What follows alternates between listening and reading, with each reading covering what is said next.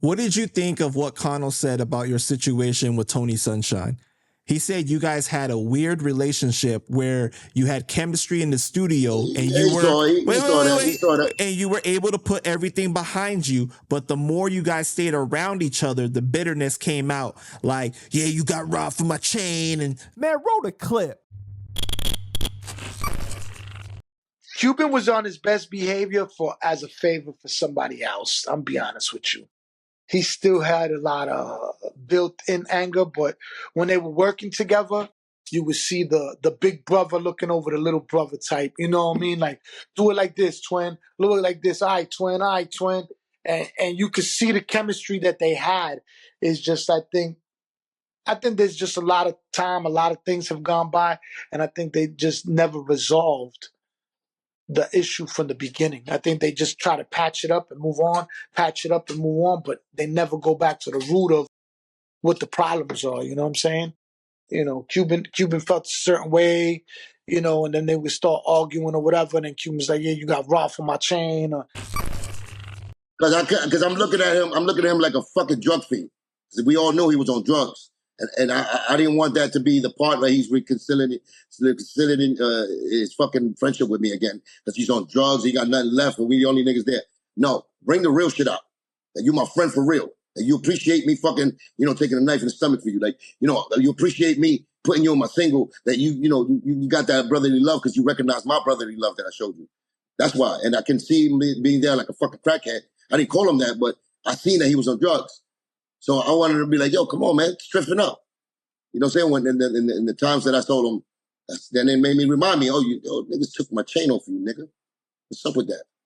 And he would have been a real nigga at the end. I wouldn't even charge you for that. Shit happens, whatever. You my nigga. Well, he never apologized to you for that? Nigga. Never, none of that. I went from... He never said, I'm sorry, Cuban. Never. So we just came in, like I told you, that meeting in Rockaway, the 40s, the Rockaway, the projects. After that is when we started going Cano shit. And Cano saw that relationship between me and him. When it comes to the studio, of course, I love doing fucking songs with niggas like that. You know what I'm saying? I know they talented and they listen to me. Because, Tone listen to me when we in the studio. He listens to everything I say. He does it. That's why his shit be coming on fire. And when he doesn't have me, you see what happens. But, Nah, he crossed the line though. That was before what he did. You know what I'm saying? Like recently what we covered. And how he went back to Joe and now he's acting like that. So that's before that time. And I could have beat him up. And I invited him on stage with the show. We used to do shows together with Cano and all. So, you know what I'm saying? At the same time, it's like... No, but I saw footage of him on camera one time. I think he said, fuck TS. If they say that Tony Sunshine is their man, fuck it. He's a bitch-ass nigga. Tony's a bitch-ass nigga. Cano killed my nigga. When Tony went back to Joe, did he have a convo with you? Hell no. Nigga went to rehab, and then out of nowhere, after rehab, we went straight to Joe.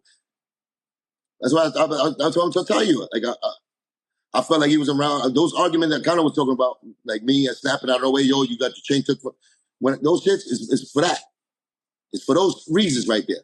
The reasons that the nigga went to rehab, now he's not on drugs, now he went back to Joe. But when he was on drugs, he was Russ. Acting like, I don't want a nigga like that. I didn't want that. So you're saying like when you fucked up, you with us, but when you not, then you rolling with. Exactly. So that's what I was prepared for. That was my armor I had. Because the way that the way that Tony tells that story, right? As far as like him linking back up with Joe, was that his wife called Joe to show up for his birthday, and he didn't even know that Joe was going to show up for his birthday. So he blew the candle. He blew Joe's candle. That's what he did. He blew the candle right there on and the candle spit up on him. That's what he did. And it doesn't matter because my niggas, Cano and Paul, they saw that. They saw that. I knew he wasn't back in the circle like with my intimate shit again because I seen him. He just lost on drugs. You know what I'm saying? He's lost on drugs. So I want to make sure, like, all right, when you're not on drugs, let's see what happens then. Let's see what happens when, see how real is your friendship, which should be from day one. Like, you know what I'm saying? Like, from back then, you should have clicked on him. But there was no real love. The nigga's a piece of shit. He was a jealous nigga always. A slick-ass nigga, a coward. And that's what I described him as when he crossed the line. He crossed the line with me.